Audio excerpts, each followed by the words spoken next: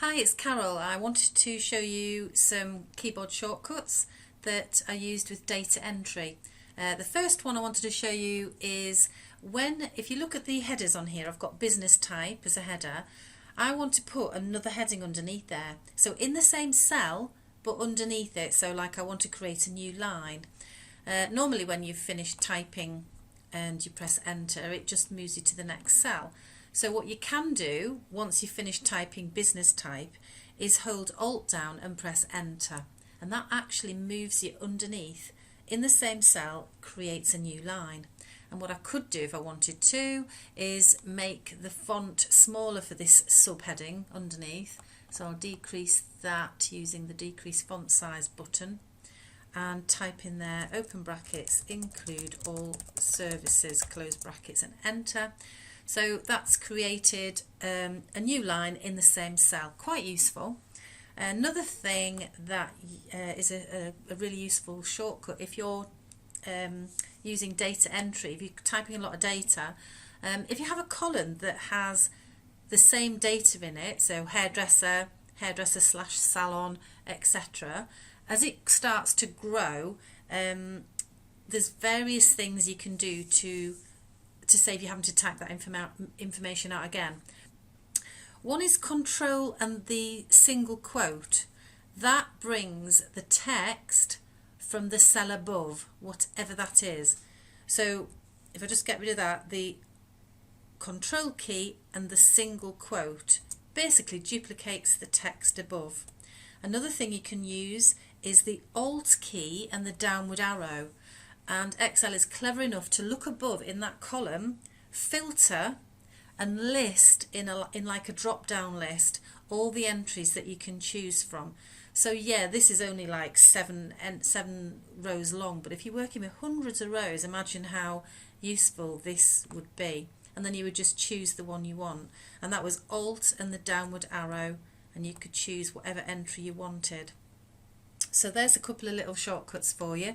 Another shortcut is very often you might want to insert rows and insert columns, and most of the time people would use the row selector arrow, right click, insert rows. So if you click anywhere on the row where you want to insert a row, and you can use shift and the space bar to select the row, and then you can use Control, Shift and plus to insert a row above. Control, Shift and plus, and you can keep inserting rows above. So that's some more shortcuts. If you want to enter the date, you can enter date as a label, and you can use Control and semicolon, and that enters the date for you. That's a static date that doesn't automatically update when you open the spreadsheet. If you did want to enter a date that updated when you open the spreadsheet, you would use a function. And so you would just type an equal sign, which is what you always put in the syntax of a function. The function name is today. Doesn't matter whether it's upper, lower or title case. Functions, once you've put the name, you always have parentheses, so you open a bracket.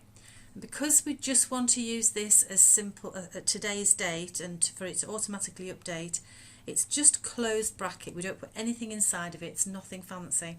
So if you want to add a date that automatically updates every time you open the spreadsheet, equals today, open bracket, close bracket, enter.